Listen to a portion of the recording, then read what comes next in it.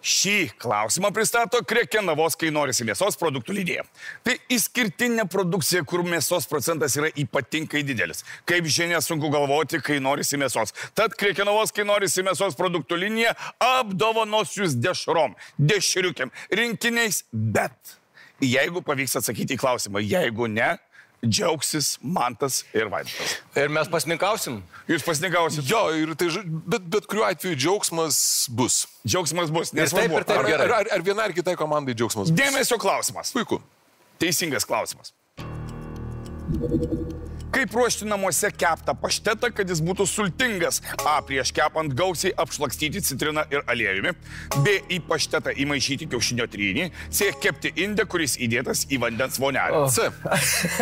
Smagu, kad mes tai gerai leidžiame. Bet dabar variantai. Aš turiu savo variantą, kad paštetas būtų sultingesnis, tai tiesiog reikia įdėti daugiau svogūno, daugiau galima obuolių įdėti. Aš su obuoliais dar darau labai gerai.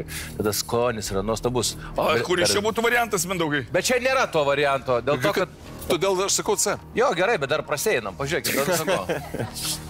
Jūs, atsiprašau, turit būti kažkur? Aš supratau. Jonas šiandien sakys vienintelį dalyką. C ir mes taip surinksim. Jonas, suprantat, skyrium nuo gerbamo Vaidoto iš Prienų.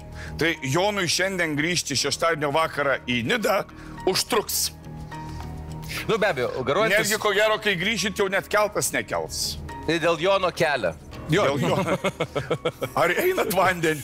Yra kelios tarnybos. Policija, greitosios medicinos pagalba ir Jonas. Aš esu girdėjęs, kad jeigu esi ten užsteigęs, reikia susilaužyti bent pirštą ir tada atvažiuojas greitoji ir perkels tada. Dabar taip. Taip, garuojantis vanduo, be abejo, palaiko drėgmę ir visą kitą. Į paštetą įmaišyti kiaušinio. Kiaušinis kaip tik stangdina. Dėl to dedam į kugelį, ar ne? Nebūtinai. Nebūtinai. Gausiai apšlakstyti citriną ir aliejumi. Citrina galbūt traukia aliejus. Ne. Nu ką čia svarstyti? C. Andriau. Taip. C. Viskas gerai. Aš iš karto išgirdau, ką Jonas sakė. Jūs čia dar... Aš bandžiau dar sustoti truputį, nes mes taip laidą baigsim tuoj. Ne. Viskas bus gerai. Šitoje pusėje atsigriepsim. Laidą ištempti. Tai tada jo palaikykit mano alų. Indė, kuris įdėtas į vandens vonelę. Ar tai tiesa?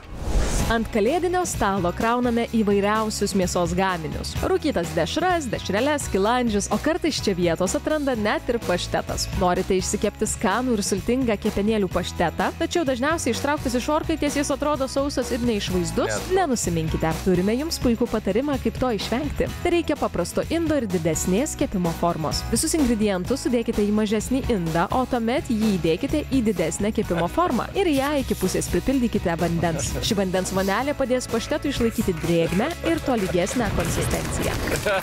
Jonai. Tegul tauta dalinasi dešras. Aš taip suprantu, pagal žinias apie vyną, apie paštetą. Gerai gyvenat. Nepavydėkit. Negaliu. O kodėl reikėtų gyventi blogai? Ne, jeigu jūs gyvenat blogai, pamėginkit gyventi gerai, nes reikia viską išmėginti. Taip.